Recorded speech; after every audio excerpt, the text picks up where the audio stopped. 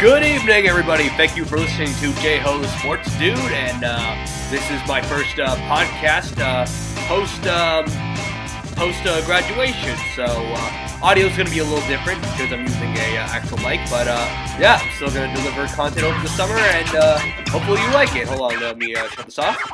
All right, then. So this was a pretty interesting week for Boston sports. We had the Boston Bruins going to the Stanley Cup. We had the Celtics, unfortunately, have their season come to the end. Of course, we have Red Sox and Patriots news also. And we'll also discuss some other stuff. But for now, why don't we start on a positive note? Because we'll get to less positive stuff later on. But first, let's talk about the positive things that have happened this week. So the Bruins, another team going to a championship. So the Bruins were able to win the series against the Carolina Hurricanes in a sweep. So making pretty quick work of the Carolina Hurricanes. So going into this series, I thought I was thinking either this would go in 5 or 6 games. I didn't think this would go to a game 7, even though it definitely wouldn't have shocked me. But I eventually decided that that I was going to do 6 games. Unfortunately, I didn't have time to do a preview of this series, so I would have went with 6 games. Because I thought Carolina, they were coming in with a lot of mojo. I thought they had a very solid defense and starting lineup and decent goaltending. I knew their special teams weren't great, but I thought 5-on-5 they could present some unique challenges to the Bruins.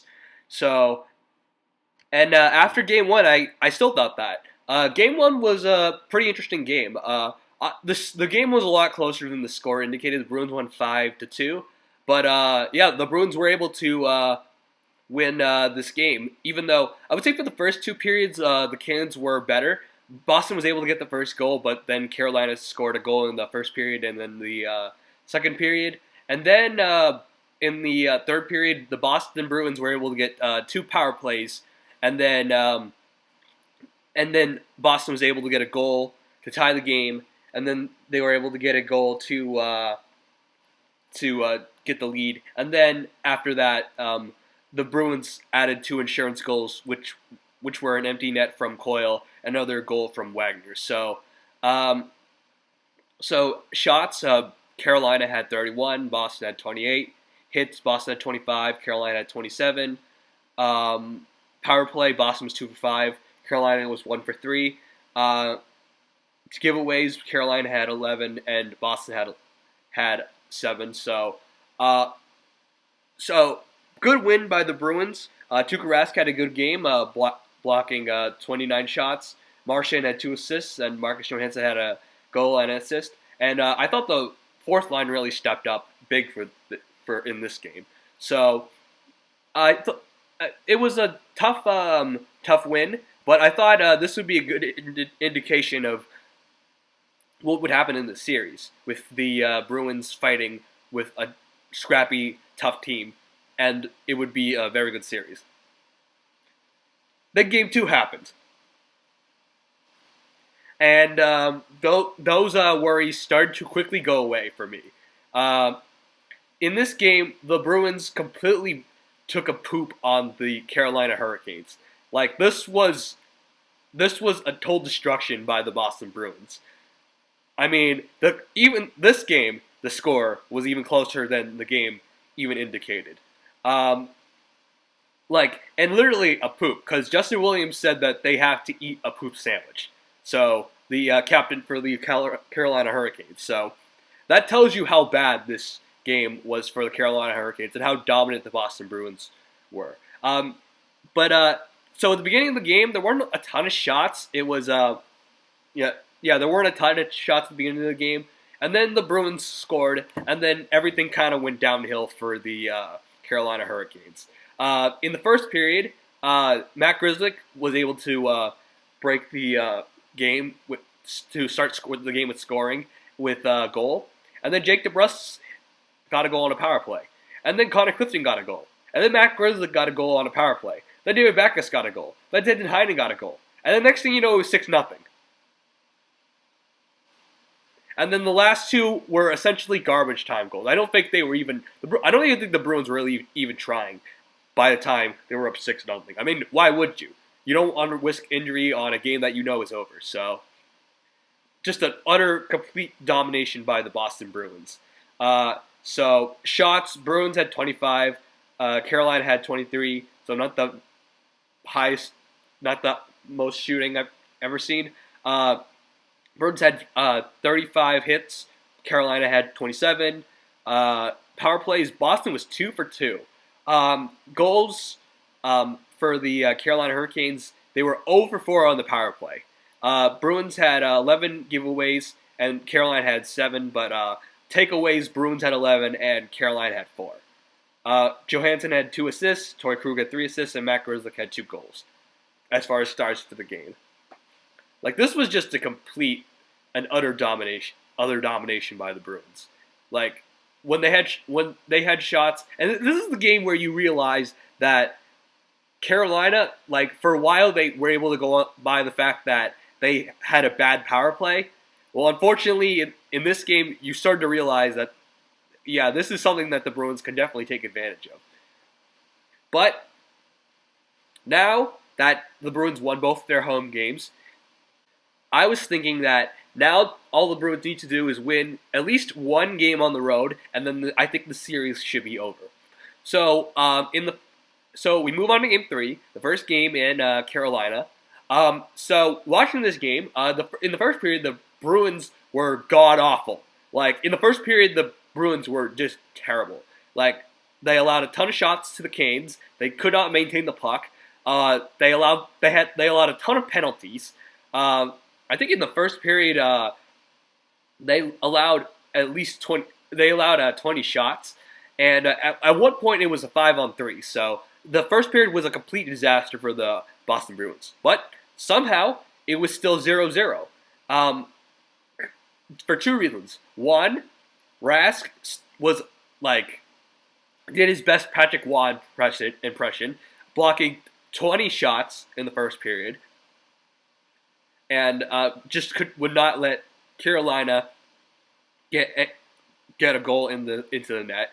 And also, the Carolina Hurricanes power play is terrible, so they really couldn't generate any good. They couldn't generate any good enough offense to get a goal. Then the second period happened, and then things began to change. The Bruins seemed to pick themselves up, and they were able to create opportunities for themselves. And unlike the Carolina Hurricanes, the Bruins were able to get goals. So the Bruins got a goal from Chris Wagner, and then on the power play, Brad Marchand was able to get a goal. And then you were thinking, oh, this looks like the Bruins are looking pretty good. Probably not going to get the Canes are probably not going to get a goal past Rask because he's in the zone. And then somehow the Canes were able to get a goal in the second period, which definitely lit up the crowd. And it was I don't know, it seemed a little fluky because Rask seemed to have blocked it, but it just somehow got between his legs and it was able to go in. And then you were in the back. You were hoping that the Canes would not score. I was getting pretty worried and anxious. And then the third period happened, and the Canes had their chances, but they just really couldn't get anything really good going. So, I mean, there were times when it looked like they might have been able to tie the game with a goal, especially in that when they removed the goalie, they had a lot of shots that made me pretty nervous, but they just couldn't get anything going, and Bruins were able to escape with a 2-1 victory. And so we kind of figured that this series was over. I kind of would have liked it to. I was hoping that the Bruins would just put them out of their misery, just so they could have the rest, and so we wouldn't have to worry about the Canes having the idea of a comeback. Because with a team like Carolina, as young and naive as they are, if you give them hope, then sometimes that hope can lead to bad fortune and dangerous play. Because this team has no fear. But in this game, we before the game we found out Zdeno Chara was not going to be playing. We didn't really know why he wasn't playing, but apparently it was disclosed. But apparently it was enough that he couldn't play Game 4. And so I was thinking that maybe the rest will be good just so Zdeno Chara can recover and come back. And the beginning kind of started like game 3 began. It started off in the first period 0-0, but it was more evenly played because in game 3, the first period was completely dominated by Carolina. In this game, it was kind of even. Both teams had good opportunities, but nobody really was able to score the first goal. Shots, 24 shots by Carolina, Boston 23 shots. Oh, by the way, before I almost forgot, Carolina had 36 shots and Boston had 31 shots in Game 3. Carolina had 35 hits and Boston had 24. And Boston was 1 for 5 on power play opportunities, and Carolina was 0 for 5. So power play. So I think terrible power play really doomed Carolina, both in this game and that other game. And it really doomed them in Game 4, because in the second period, Boston was able to get a power play opportunity, and that's how they got the first goal. David Pastrnak got the first goal, and the next thing you know, Boston had another power play opportunity, and Patrice Bergeron got a goal, and the Bruins were up 2-0. It was pretty crazy because these goals were off pretty quick rushes by the Boston Bruins, and Carolina really had didn't really have anything to counteract the Bruins power play. And plus Carolina's penalty kill was incredibly awful. So in this game, So actually, Carolina did out-hit Boston 33-17, but the biggest discrepancy you can see from the stats is that Carolina was 0 for 2 on their power plays. Boston was 2 for 3 on their power plays. And it kind of seemed like after the second goal, the Canes couldn't muster up any good shots. They were able to get possession for a lot, but they just couldn't get any good shots on goal. And so for a while, I was hoping the Bruins wouldn't allow a goal just so they can put away the Canes. But then you realize after watching, Carolina, they just couldn't muster up anything. So I was so then as the game went on, the worry started to go away pretty rapidly because the Carolina, they just couldn't really get any good shots. It seemed, I don't know, the energy that they had in Game 3, it was just gone. They just seemed so demoralized. And then in the third period, the game was officially sealed when there was a turnover by the Canes, and then Patrice Bergeron was able to get a goal from an assist from David Pastrnak, and then Brad Marchand decided to add insult to injury by putting in an empty net goal, which was essentially icing on a cake. So after that, Boston was able to win the game 4-0, like they did the series. They won in 4 games. So overall, I thought this was a great team series victory. I would say the best player in the series was definitely Tuukka Rask. He was able to stop any surge that the Carolina Hurricanes had, especially in Game 3. That Game 3 was the game in which Tuukka Rask showed how dominant he's been this postseason, because Boston had no business winning that game, especially how awful they were in the first period. They were completely outshot, and they were just allowing stupid penalties. But Rask was able to not allow any goals by the Carolina Hurricanes, and Boston which allowed them to go into the period 0-0, which I think kind of demoralized the Carolina Hurricanes, that they couldn't figure out how to get a goal past Tuukka Rask. And and also the fourth line really showed up, and the top line showed up, especially in Game 4 when they really needed to close the deal. So definitely something to look at for the Stanley Cup. And also special teams played a big part. Special teams is great. Penalty kill was great. Boston was able to get, I believe, 7 goals off of power play opportunities. So special teams definitely played a big part because if they didn't, if the special teams didn't show up, this would probably be a 2-2 series. So yeah, so definitely the special teams definitely showed up, even though the Canes special teams was incredibly putrid and they were awful. So I thought good job by the special teams, even though Carolina special teams is terrible, and I expect the team that they're going to play in the Stanley Cup to have better special teams than the Carolina Hurricanes because they went into the postseason with the worst special teams. I thought the defense was great.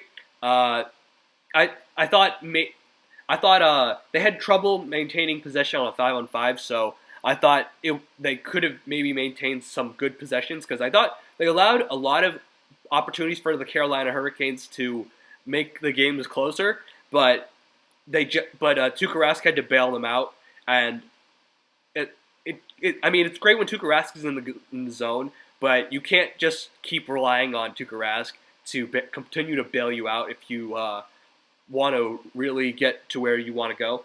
And I thought maybe they can limit the giveaways. But overall, I thought they played a great series against a team that, I mean, everybody knew that they were better than the Carolina Hurricanes. I think people who picked the Hurricanes just kind of wanted Boston to lose, but I think everybody knew that Boston was better than Carolina. And they had a great season, but Boston was just better, and they deserved to move on to the Stanley Cup. So the third Stanley Cup in 9 years. Hopefully, like in 2011, they can win this time. I thought that this was possible. I did pick them in my bracket, kind of, admittedly, I'm kind of biased, but like I thought they had a good shot. I thought if they could get past Tampa Bay, they would definitely have a shot at the Stanley Cup. And it turns out Tampa Bay didn't even show up, and neither did the Capitals. The two teams I worried about the most didn't even show up. So, and I know a lot of people are saying that like the Bruins have been playing weak teams, and that they should put an asterisk next to this because they didn't play Tampa Bay and the Capitals. But those teams, they didn't even show up. So, and the Bruins beat teams that beat them. So theoretically, Boston's better than them if they beat teams that beat those teams. So I don't really see, and plus they can only play the teams that is available. And if those teams were better, they would have showed up to play the Bruins. So I don't really want to hear that. Also, looking at the rest coming up, so the Bruins definitely have a long rest coming up. They're essentially got like a week and a half rest. They got a 10-day rest. So that's a pretty long time for not playing any hockey, and it feels weird. I feel it feels weird just waiting this long to wait for the Bruins to play in the Stanley Cup, because normally in sports like baseball or basketball or hockey, like it's usually like you usually don't have to wait that long before the championship comes.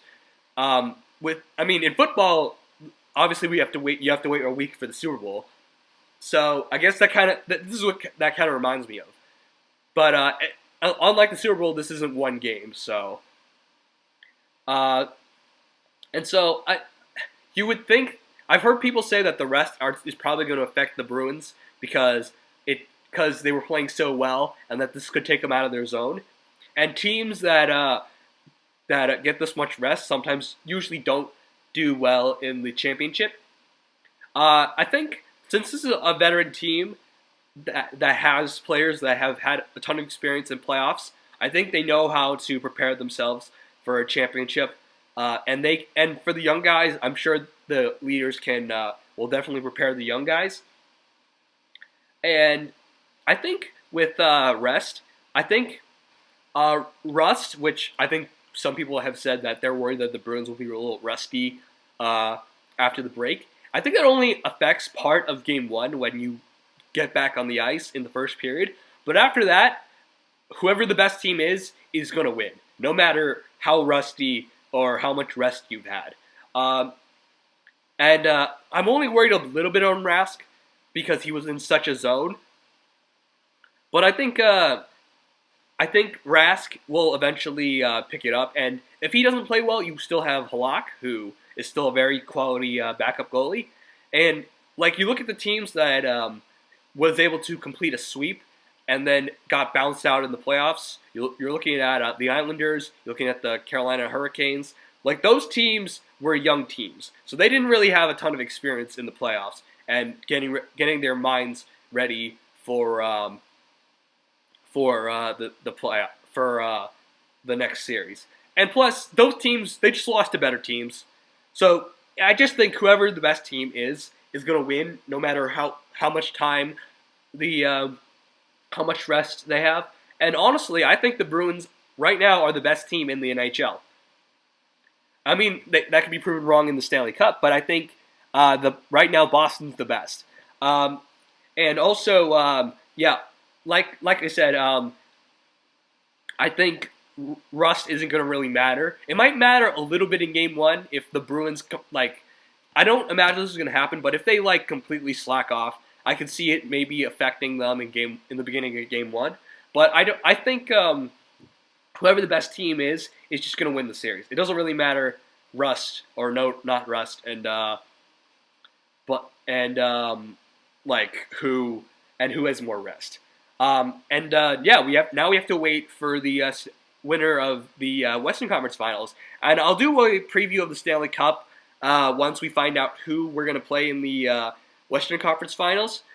Today is actually the day in which the St. Louis has a chance to clinch the series and go to the Stanley Cup. And the last time St. Louis was in the Stanley Cup, guess who they played? Boston. And what happened in that Stanley Cup? St. Louis got swept, and that's where you get the famous Bobby Orr flying in the air photo. And now a lot of Boston people have been asking, who would you rather play in the Stanley Cup? To me, it doesn't really matter as much. I think both teams present a unique challenge. St. Louis they're a very defensive team. Like they kind of remind me of the Canes, but I just think Boston has a better roster overall, and I think Boston they're structured in a way that the Blues play style is just not going to affect them like it seems they have affected the Sharks. And I think Boston, just because they have a better roster and better players, I just think they would just beat the Blues. The Sharks are very offensive. I believe in the regular season they were second in goals scored. They can kind of remind me of the Toronto Maple Leafs, but it kind of seems like they're a little beat up as far as injuries, especially to Erik Karlsson. And it kind of seems like they're a team that can be pushed around. Like St. Louis, when they've played physical with them, it just kind of seems like the Sharks have really not been able to respond. And they're not very consistent. Like, they'll play amazing one game and they'll lay an egg the next game. So, if you were to ask me now, I would probably say I'd rather play the Blues because I think Boston's, their style, they're just a better roster, better team than the Blues. And I think their style can compete with what St. Louis would want to do. I think the Sharks, if they were on their A game, would be a tougher matchup for the Bruins. Because look at it this way: who did they have a hard time playing against? Toronto or Blue Jackets? Both weren't easy series, but the Bruins beat Blue Jackets in 6. The Bruins beat the Maple Leafs in 7. So I would rather. I think it's narrow. You could convince me otherwise, but I think I'd rather play the St. Louis Blues. But still, I think the Boston Bruins are better than both teams. I think Boston could beat both these teams, and plus they have home ice. And I think it might be easier for Boston to travel to St. Louis than in the Western Time Zone. So, and we'll see if St. Louis can put out the Sharks tonight. If St. Louis doesn't win tonight, I'd be a little worried if I was a Blues fan about putting the Sharks in Game 7. All right, then, why don't we, I'm going to take a short break, and then when we come back, we'll talk about the Boston Celtics. And we'll unfortunately have to do a post-mortem on the Boston Celtics and the end to their disappointing season. All right, then, welcome back, and now, all right, let's just get this over with. So, Boston, going into Game 5, the Boston Celtics were down 3-1, so they really needed to, essentially for the entire series, put in their best efforts. You need to see the best version of the Celtics in order to somehow come back in this series. And so, in Game 5, we, instead of seeing a great effort by the Boston Celtics, we saw a horrible piece of garbage known as the performance that they put forth in Game 5. They lost 116 to 91. Unlike the other games, when they started hot and then they just kind of dissolved, they just started bad and then just continued to play bad. In the first quarter, they were down 22 to 19. In the second quarter, they were outscored 30 to 20. And then after that, nothing really happened and no good effort. And essentially, they were eliminated just like that. And yeah, it wasn't even close. And yeah, so Kyrie Irving led the team in points with 15, even though he was 16 for 21 from the field, so pretty terrible. I would say when that's the best performance offensively you got from this team. Giannis had 20 points. He was 18 for 14, but this was just a complete team domination by the Bucks against the Celtics. Milwaukee shot 44.7% from the field. Boston was 31.2%. And I'll get a load of this. Boston shot 17.9% from 3. Milwaukee shot 31.9%. Boston had 14 turnovers. Milwaukee had 17. Rebounds, Boston had 61. Milwaukee had 68. But who cares? Yeah. So, yeah, really nobody really showed up for this game. Jason Tatum was horrible, had 14 points, but was 3 for 10 from the field. Aaron Baines didn't really do anything. Al Horford was pretty terrible too, 4 for 13, 5 from 3, and 9 points. I already mentioned Kyrie Irving. Jaylen Brown was 3 for 9 and over 5 from 3 and had 12 points, so he was dreadful too. Probably the player that had the best game was Morris with 14 points, was 4 for 8. At 2 for 4 from 3, and honestly, if Morris is your best player, then there's a problem. Gordon Hayward had 7 points, and really didn't do anything else, and so now the Bucks move on. Right now are the favorite to come out of the East, and the Boston Celtics, a season with so much promise, comes to an end. Kind of how you know what this loss is. Pretty much a perfect microcosm of this entire Celtics season. Actually, this series is a microcosm of the Boston Celtics season. Started with a lot of promise and a lot of hype with Game 1, and then it kind of fizzled out, and they just continued to disappoint you. And then in the end, the season ended just how you would describe this team. A game in which there was no effort, there was no desire. Everybody was soft, and they just completely underachieved, even to the lowest expectation that we had at that point. So let's talk about this team. In fact, they're not even a team. Like this team is a bunch of talented individual parts who do not understand their role.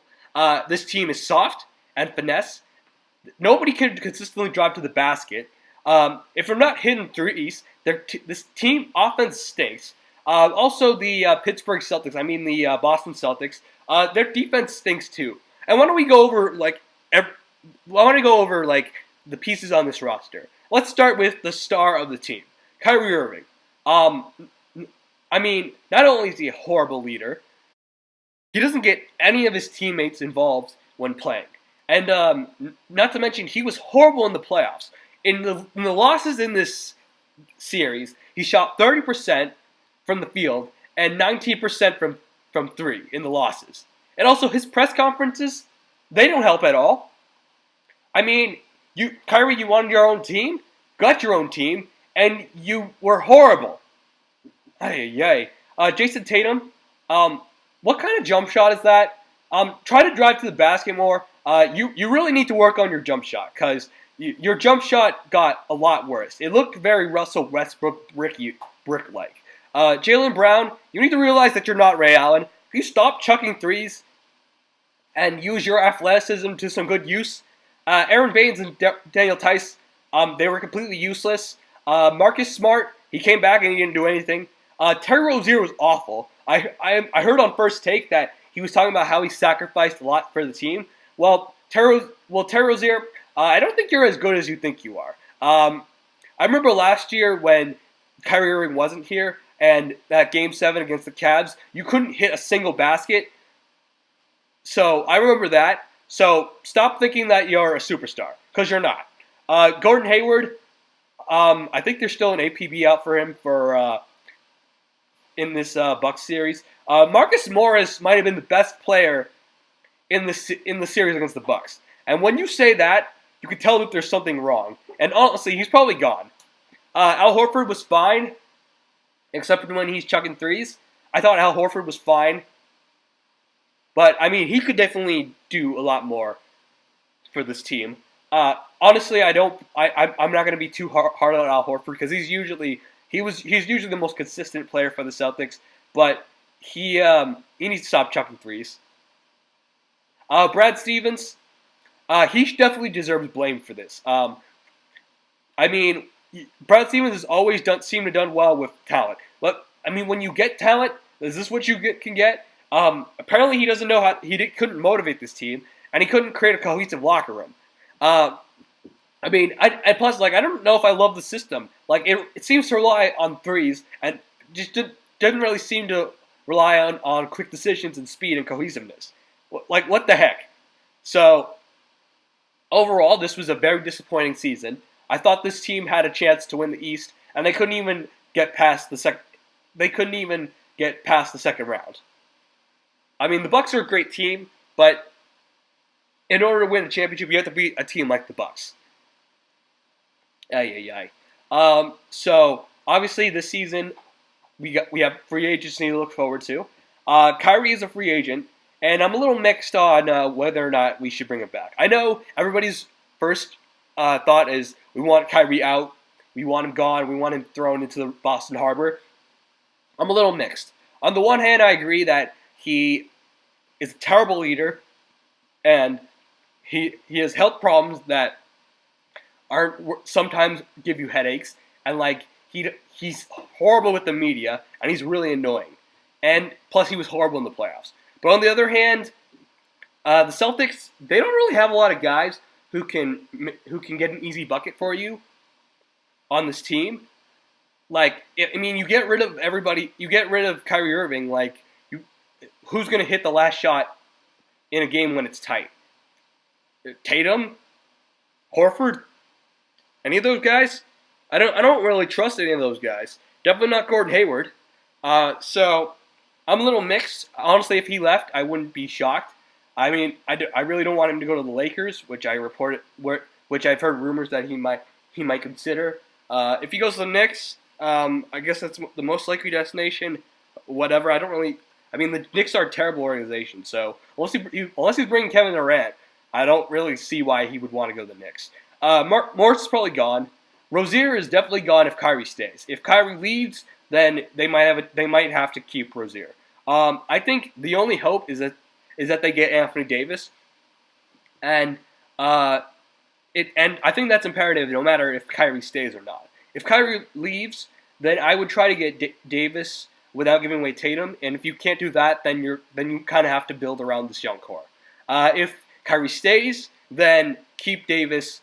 Then do whatever it takes to get Anthony Davis, even if it means giving away Tatum or anybody on this roster. Because I think Kyrie and Davis would be a good tandem.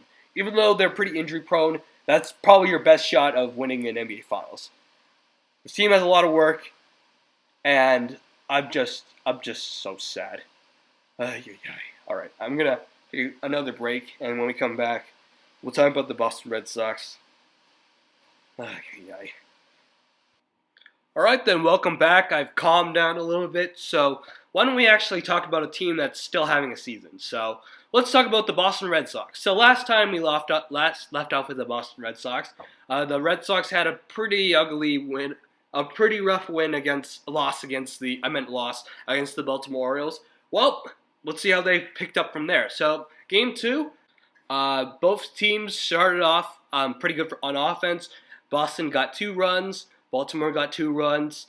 In the 4th inning, both teams got runs. And Boston was able to get a good lead with 3 runs in the 5th inning. And then Baltimore came back with 2 runs in the 8th inning. And then in the 9th inning, the Boston Red Sox were able to put away the Orioles with 2 runs. Moreland had a home run in the 5th inning. Martinez had a home run also. And Bogarts had a home run as well. So pretty good win for the Red Sox to get back on track on their winning ways. And in Game 3 was a pitching matchup in which Chris Sale had a great game in which he had 14 strikeouts, and the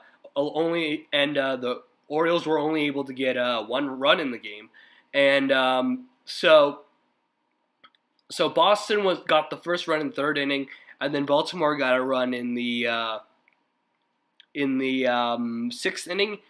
So Betts was able to get a home run in 3rd, but that was the only run they can get in regulation. And so we went to extra innings, and Benintendi was able to win the game with a home run in the 12th inning to win the game 2-1. So great game for Chris Sale, who's really played a lot better since he come back. So next, the Boston Red Sox played the Seattle Mariners. And remember last time they played the Mariners, they got their butts whipped? Well, this time it was the other way around. Game 1 was a complete domination by the Boston Red Sox. They won 14-1. They out-hit the Seattle 15-8. In the 3rd inning, they scored 3 runs, and then it just kind of got worse from there. Boston was great on all cylinders. Eduardo Rodriguez had a great game pitching. Moreland, Devers, and Benintendi had home runs in this game. Andrew Benintendi had 3 hits on 5 at-bats, and Mitch Moreland had 2 hits off of 3 at-bats. And so it's just a complete domination by the Boston Red Sox. Game 2 didn't start off great. Seattle started off with a 4-0 lead in the 1st inning. The 1st inning, Rick Porcello didn't look very good. Then Boston was able to get a run in the 2nd inning. And then next thing you know, in the 3rd inning, Boston scored 8 runs off Felix Hernandez. And, at this point, Felix Hernandez is just kind of a shell of himself. I remember when this guy was, great, but in this game he was really bad. It was basically catapulted after Leone hit a home run, and then after that, it just kind of went downhill. And after scoring eight runs in the 3rd inning, the game was completely over, and Boston was able to win 9-5. Game 3 was just another domination by the Boston Red Sox. They won 11-2, had 12 hits, and Seattle had 4 hits. J.D. Martinez was 2 for 4. Rafael Devers was 3 for 5, and Michael Chavis was 3 for 5 as well. So, and Christian Vasquez was 2 for 3. So, just to complete another decimation of the Seattle Mariners. So, and now we get into the stretch in which the Red Sox are actually playing good teams. So, first game was against the Colorado Rockies, and so the Rockies are a solid team, especially on offense. So, It was important. So you were hoping you would be able to get a victory over them, and it looked like for a while this Red Sox would be able to get a victory over the Rockies. So they got up 3-0 after 3 runs in 3 innings. So the Red Sox were up 3-1 in the third inning, but then Colorado scored 2 runs in the seventh inning, and then 2 runs in the eighth inning. Boston was able to get 1 run, so they were able to go to extra innings, and unfortunately, the Rockies won in the 11th inning. So, pretty rough loss for the Boston Red Sox. And then Game 2 was kind of like Game 1, except the opposite happened. Boston started strong, leading 5-0 in 3 innings, but then Colorado was able to tie the game in the 7th inning with 2 runs in the 4th inning and 3 runs in the 7th inning. But then the Red Sox were able to get a win in the 10th inning with a run, and then the Red Sox were able to do what they couldn't do in the last game.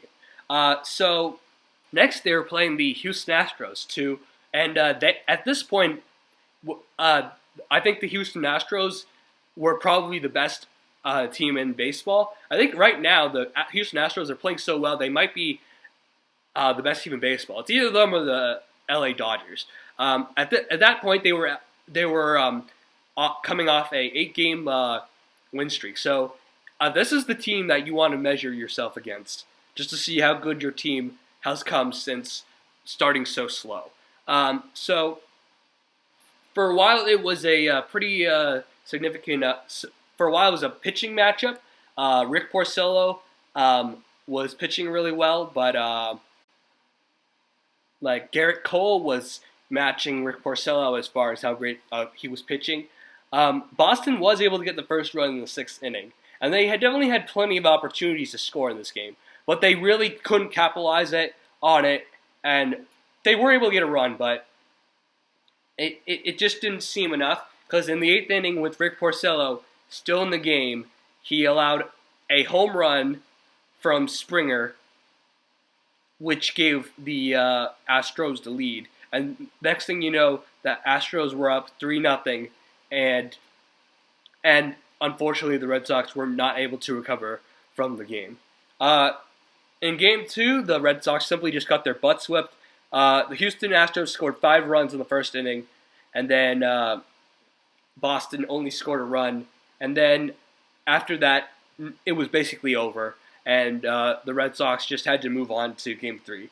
Game 3 started not great. Red Sox did get the first run, but Houston got a run in the second and then scored 2 runs in the third. Red Sox were able to tie it in the 5th inning after a Chavis home run and with another score. And then the Red Sox were able to get the lead in the 7th.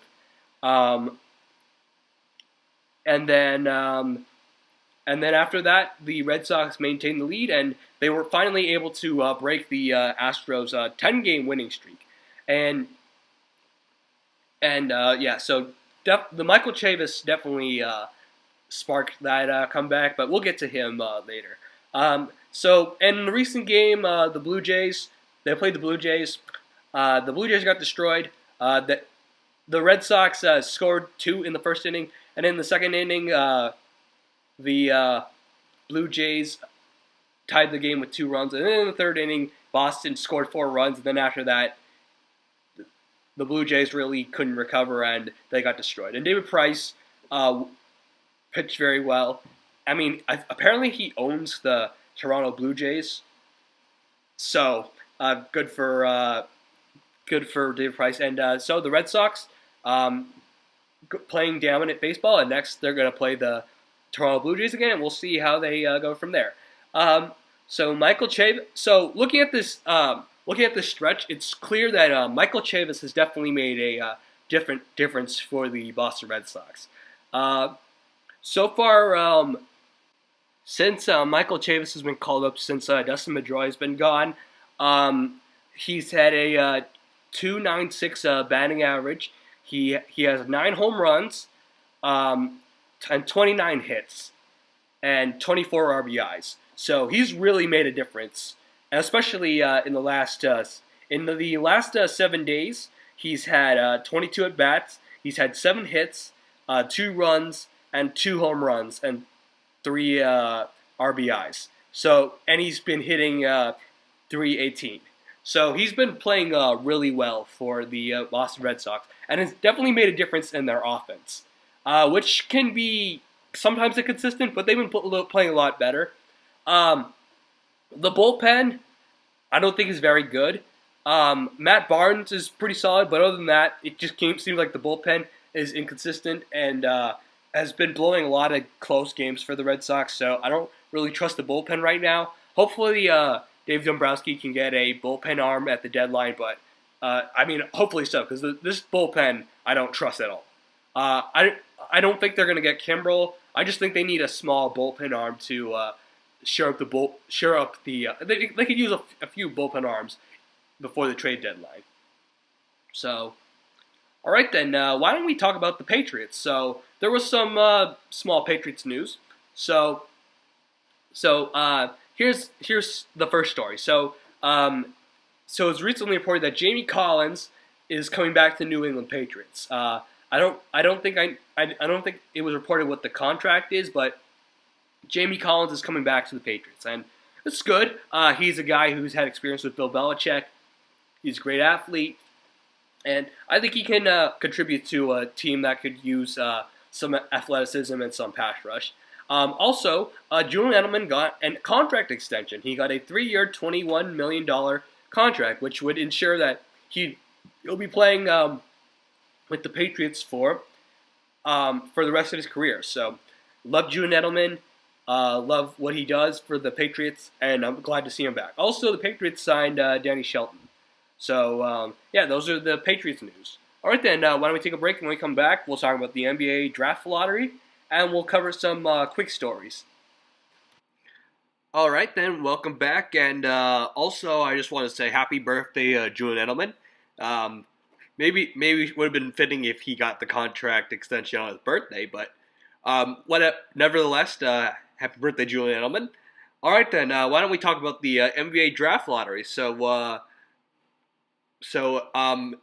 the draft lottery happened, and unfortunately, the Celtics had no possibility of getting the number 1 pick. But as far as getting the number 1 pick, New York, Cleveland, Phoenix each had 14% odds of getting the number 1 pick, and this is the first year that the NBA is doing odds like this low, because normally teams with the worst record have a much higher chance of getting the number 1 pick, but because of the whole tanking thing, they decided to change it up a little bit. And Chicago had a 12.5% chance. Atlanta had a 10.5% chance, and I believe, I think Dallas had 6%. Mainly everybody was focusing on the New York Knicks and how they could potentially get Zion Williamson. Boston had the number 20 overall pick locked in via the Los Angeles Clippers, and they had their own draft slot at 22. And they also had the Kings' first round pick, and as long as it didn't come out to be the number 1 overall pick. And in that case, Boston would get Philly's pick at 24. Boston had a 3.7 chance to walk away between pick 2 and 4. So there really wasn't much of a chance for Boston to get a 2 to 4 pick. I didn't really expect that. Obviously, you were hoping. Also, the Celtics also got a Memphis' first round pick if it fell out of the top 8. Unfortunately, they did not. Memphis actually got the second pick, and we'll get into that soon. But the Celtics will get the Grizzlies 2020 pick, which could be a top 5 pick. So we'll see how that goes. But as far as the actual winners of the draft, so number 1 overall pick was the New Orleans Pelicans, who had I believe a 6% chance of getting the number 1 pick. Number 2 went to the Memphis Grizzlies. New York got number 3, which isn't terrible, even though obviously Zion Williamson and John Mormont are the the prize players and the players that are the stars of the draft. And I hear that there's a big drop off between Ja and I'm assuming R.J. Barrett would be the next pick at 3, who's a solid player, but I don't know if he's projected to be a trend, a transformational player. So I mean, look at it this way, Knicks fans. Who from what I could judge from the internet, especially Stephen A. Smith, that the world ended. You did better than the other teams that had a 14% chance of getting the number 1 overall pick. Phoenix ended up with 6, and Cleveland ended up at 5, and Chicago ended up at 7. So the Hawks, who are also bad too, ended up at 8. So you could have done a lot worse. Also, Boston ended up with at 14th, kind of the position everybody expected to, but a little disappointing. Couldn't get anything higher. They also got 20th pick and a 22nd pick, which I already mentioned, and they got a 51 pick in the second round. So looks like Zion Williamson is going to be a New Orleans Pelican, which should do well for them since I'm pretty sure Anthony Davis is leaving. John Mormont is probably going to be a Memphis Grizzly, and R.J. Barrett's going to be a New York Knick. So, the New York Knicks. Just nothing can go right for you, and I'm not exactly crying about it. All right then, why don't we move on to quick stories? So quick stories is a segment I have in which I talk about there are stories that essentially I don't really have a ton to say about it, but they're big stories and I feel like I have to talk about them. And so I briefly just go over each of them and I'll just give my quick thoughts, and that's why they're called quick stories. So first big story is Ty Lue. I remember last podcast I did with Ben, we discussed how it's probably a foregone conclusion that Ty Lue was going to the Lakers. Apparently that's not the case. He said no. Essentially, he kind of, I don't know, it kind of seemed like, I was a little shocked, but then you read about what happened, and then it makes a little sense. This either the Lakers kind of just did this just for lip service, or they were so incompetent that they had no idea how to negotiate with the guy. I think either one's possible. From what I've heard, they offered Ty Lue a 3-year deal, which made no sense because Luke Walton got a 5-year contract. I believe the guy who got signed by the Suns got a 5-year contract. I believe Monty Williams, he got a 5-year contract. And say what you want. I'm not really sold on Ty Lue as a coach, but he's accomplished more than those guys. So I don't understand. So wouldn't it make sense to give him a 5-year contract? Also, it seemed a little insulting because LeBron has 3 more years on his deal. So essentially, you're saying you're tied to LeBron, and that once LeBron's gone, you're no longer part of our long-term plan. And also, he was told that he couldn't pick his own staff, that Jason Kidd had to be an assistant. Just how awkward is that? And the next thing you know, they hire Frank Vogel. Frank Vogel. Remember him? I mean, like I said before, it's not about to me, what confuses me more about this isn't the fact that they didn't hire Ty Lue, because I'm not really sure if Ty Lue's that great a coach. But just if you wanted him, why did you decide to go to do this to sign him? Like this either says, like I said before, like this either says you didn't really want him and you just did this because LeBron wanted to do it, or you're incompetent, which both I can see. And as far as Frank Vogel, like, I mean, he's not the worst coach in the NBA, but like, honestly, I don't really think Frank Vogel. I don't think he's. I don't really see him as much of a presence as a coach. I think LeBron's just going to step all over him because one, LeBron used to beat on him when he was in Indiana. I would argue he kind of underachieved. Like a lot of people point to his success in Indiana, but I would argue he underachieved with that Indiana team. That Indiana team was pretty talented. They had Paul George when he was in his prime. They had Lance Stevenson and George Hill when they were probably the best of their careers. They had Roy Hibbert when he didn't suck. Yeah, they had a really talented team, and they kind of fizzled out. I'm not going to put it entirely on Frank Vogel, but I kind of feel like he was a part of why this team just couldn't stick together. And also, he went to Orlando and he stunk.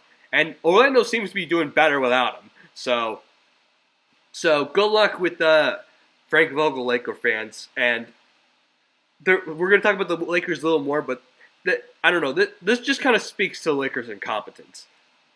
All right. Also, Game 7 of the playoffs between the Sixers and Toronto Raptors. That was a pretty good game. I watched quite a bit of it. I was actually in Philadelphia actually when this game was happening, so I got to see a lot of Sixers fans walk around, and it was kind of interesting that we were in me and my family were in Philadelphia to watch this game, and yeah, it was pretty crazy, especially the end. The Sixers, for the most part, were behind in this game, but they were able to crawl back and tie up the game. And so you were thinking that this game would go to overtime. And then next thing you know, Kawhi Leonard shoots a shot that kind of bounces off the edge. It looks like it bounces off the edge of the rim, and it's not going in. And then it bounces, and it takes a few bounces, and it goes in. And everybody in the building in Toronto were going crazy. And people in Philadelphia were crying. Yeah, it was a pretty depressing atmosphere in Philadelphia. So, yeah, it was a little bit of a lucky shot, but I've always believed that if you're great, you create your own luck, with some exceptions. And as far as the Eastern Conference Finals, it looked like after the Bucks got up, I picked the Bucks in I believe 6, I think, It looked like the Bucks were going to win the series when they got up 2-0, and now Toronto really, especially in Game 4, really look like they have a chance. I mean, Game 3 was a really tight game in which it went to I believe double overtime, and the Raptors won. And then Game 4 was a complete beatdown from the Raptors. And we'll see what happens in Game 5, because Game 5 might determine who wins the series. All right, and then in the West, the Warriors swept the Trailblazers, and I'm glad I'm not a Trailblazer fan right now, because obviously when you look at 4-0 a sweep, it's pretty tough. Like if they just destroyed them, that would be, I think Trailblazer fans would be resigned to the fact that the Warriors are better than them. But like 3 of those games, the Trailblazers blew. Like Game 2, they blew it. Game 3, they had a lead, they blew it. And Game 4, they had a big lead, and then they blew it. Like the Blazers played better than the Warriors, basically most of those games. And then the Warriors just crawled back into those games, and the Blazers just couldn't do anything to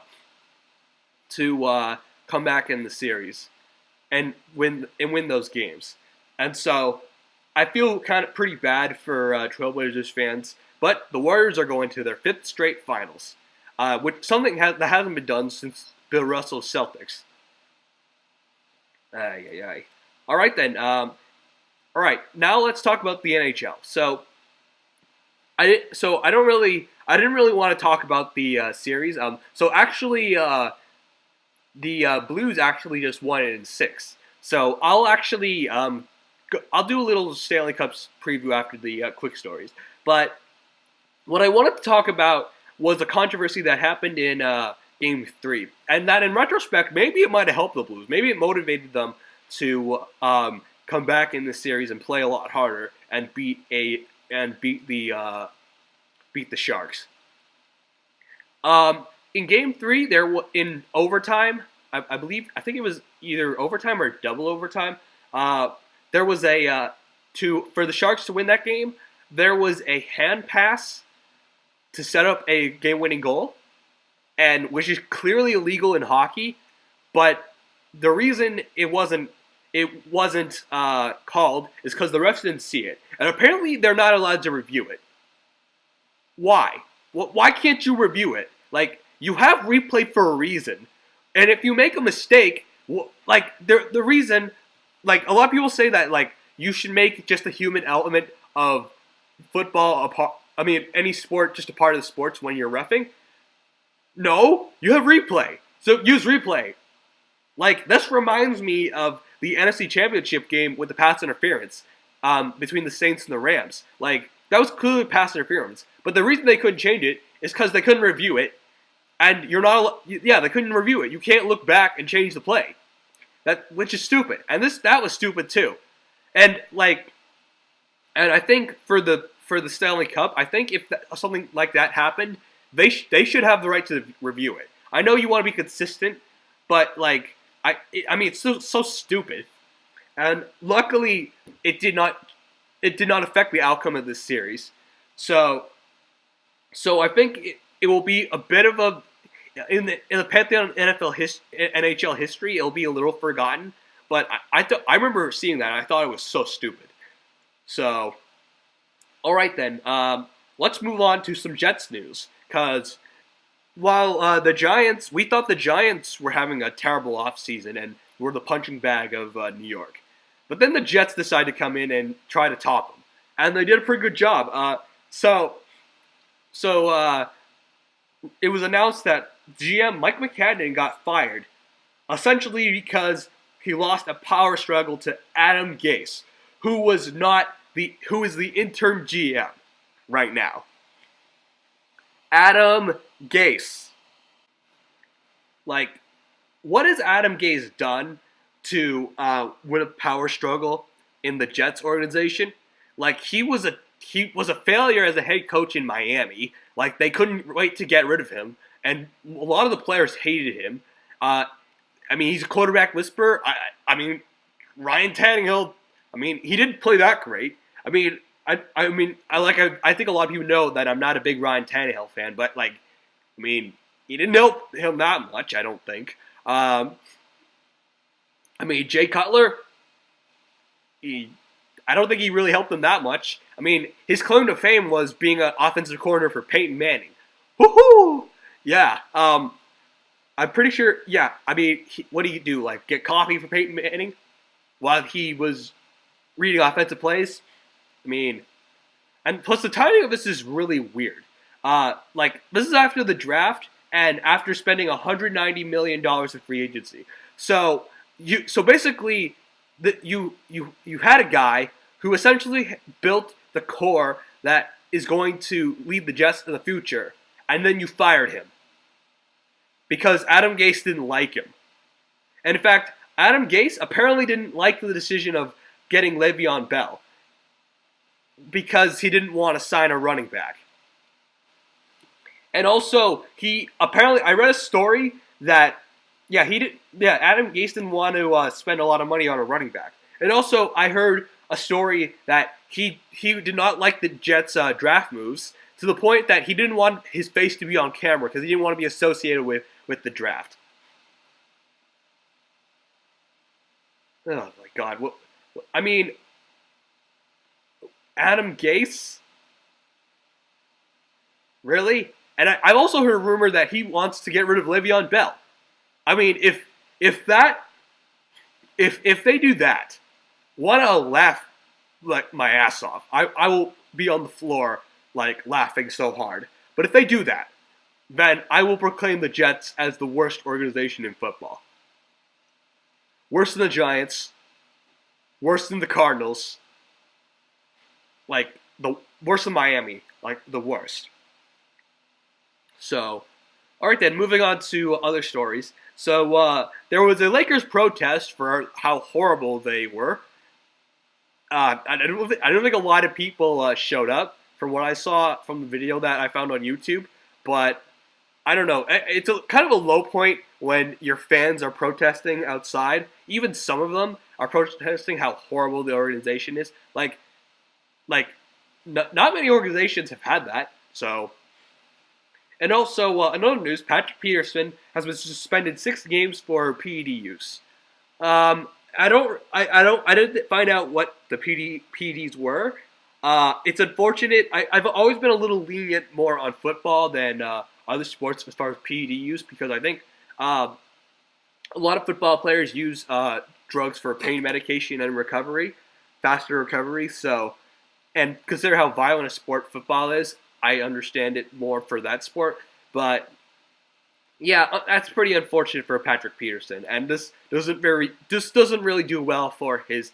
If Patrick Peterson had a Hall of Fame case, I don't think this would do very well. All right then.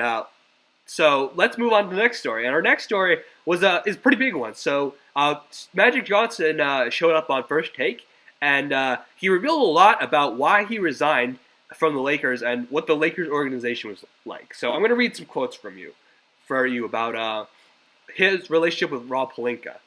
So this is what he said. I started hearing, Magic, you're not working hard enough. Magic's not in the office. People around the Lakers office were telling Rob was saying these things, Rob Pelinka, and I did not like these things being said behind my back, and I wasn't in the office enough. So I started getting calls from my friends outside basketball saying those things now were said to them outside of basketball now, just not in the Lakers organization. And if you are going to talk betrayal, it's only with Rob. Yeah, so yeah, this is pretty these are pretty strong claims against the Lakers, and I believe Magic Johnson. I don't think he would lie. I mean, maybe, but like I saw the interview, it seemed pretty sincere, and I would say I thought I was happy that he did it because I think we wanted some insight into the Lakers and why he would resign, because there was recognition.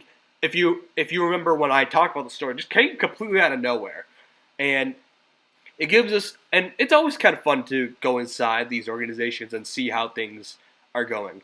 But also, if I were a Laker fan, I would not be happy that Magic said this, because it comes across as a little selfish, just so he could look not as bad.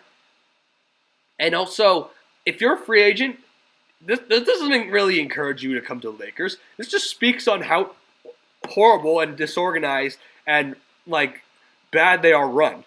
So, like Magic, it might help him get off it as far as responsibility for incompetence, but like it just doesn't speak well on everybody on the lake working for the Lakers, especially Rob Pelinka. And so, and free agents, like, why would you want to go there if this is how they're run? I mean, wow. All right then, why don't we move on to the next story? So our next story, so closer Koji Uehara announced that he's retired. So, yeah, so this is a pretty sad story. I mean, if you guys don't remember, back in 2013, Koji was one of the biggest reasons why the Red Sox won that 2013 World Series. Like, he kind of came out of nowhere. Like, he kind of bounced. I think we didn't really get him for much. And when he came, he looked a lot like Mariano Rivera. Like, like every game he played, he essentially shut out the other team and would save basically every lead, especially in the playoffs. I don't know if you guys remember, he was the ALCS MVP against the Detroit Tigers. And I would say that from that year, Also, he became a fan favorite. And I would say from that year, I think he was second to Big Poppy as far as importance to the World Series championship. Because like I believe he was the second best player on the Red Sox that year. So I would say it was Poppy, uh, Koji, and John Lester three as far as importance to that 2013 Red Sox team. So thank you, Koji Ojihara, and good luck on the rest of your career, whatever you decide to do. And last quick story. So Tom vs. Time, the documentary Facebook series that Tom Brady did about his life, won a sports Emmy. So congrats. I actually had to look up what a sports Emmy is. It's not really a regular Emmy. It's specifically about sports, but still, congratulations. All right then. Why don't we take a quick break, and when we come back, we'll talk a little bit about the Stanley Cup matchup because officially the Western Conference winner is the St. Louis Blues. All right then, welcome back. So let's talk about let's do a little Stanley Cup preview. So the Blues took care of the Sharks in 6 games. It kind of seemed like I don't know, the Sharks just didn't look the same. I think injuries and just play style contributed to this loss, and some motivation from Game 3, like I mentioned before. But yeah, why don't we look at both of these teams? So in the regular season, the Bruins won 49 games, had 24 losses and 9 overtime losses. Blues had 45 wins, 28 regulation losses, and 9 overtime losses. In offense, Bruins were 11th, averaging 3.13 goals per game. Blues were 15th, averaging 2.98 goals per game.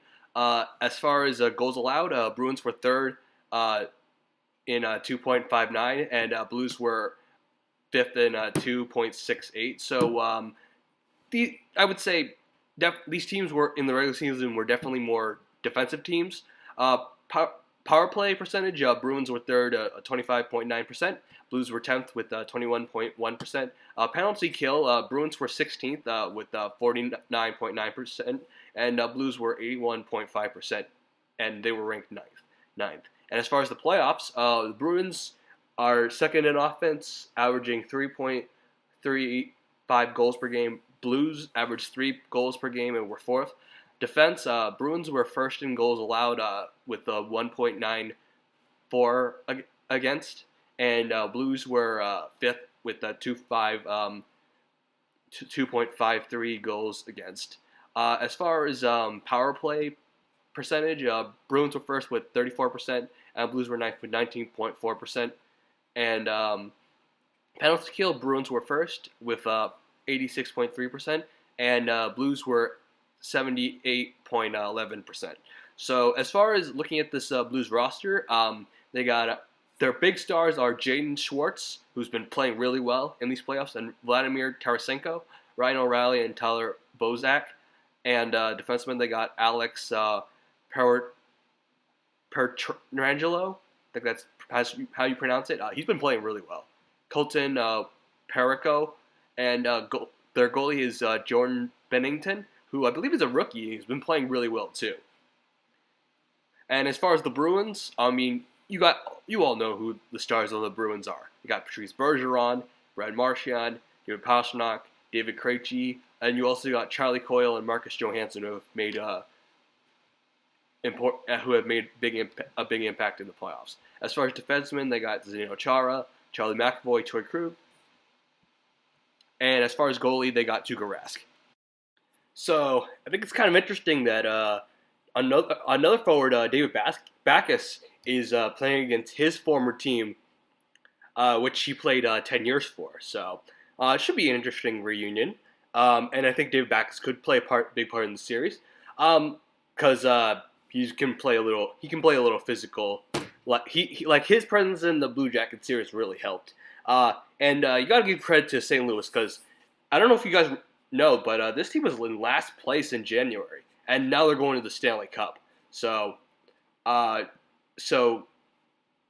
yeah, definitely pretty impressed by the Blue Jackets. So, all right, so here are what I think the Bruins need to do to win this series. I think they need to limit the offensive impact of Tarasenko and Schwartz. Those are their two main scorers, and if you can limit them, then I think that'll help the Bruins, and also limit the offensive impact of Pierre Petrangelo, because he helps on the offensive side too. Um, Take advantage of the power play, because I believe the Bruins have a power play special teams advantage over the Blues, so take advantage of that. Obviously, Rask needs to continue playing well and being in the zone. I believe the first line and fourth line need to show up, be consistent like they've done throughout the playoffs. And I expect Bergeron and Marchand and David Pastrnak to contribute. Also, play good defense, because you need to match their defensive intensity of the Blues. Limit turnovers and maintain puck possession to pressure a rookie goaltender, because he's been playing well, but he's a rookie, and you put pressure on him. I think the Bruins could figure him out. So overall, I think I'm picking the Boston Bruins. What a shock! And I believe that they're a better team. I believe the Bruins have a better roster. I think they have more depth. I think them having more experience than the Blues helps a lot, and they have home ice. And also, I think the Bruins can combat the Blues' play style pretty well, unlike the Sharks. So I'm going to say Bruins in 6. Yeah. All right, then. Thank you for listening to J-Ho the Sports Dude, and I'll probably come back after the Stanley Cup, and I'm out.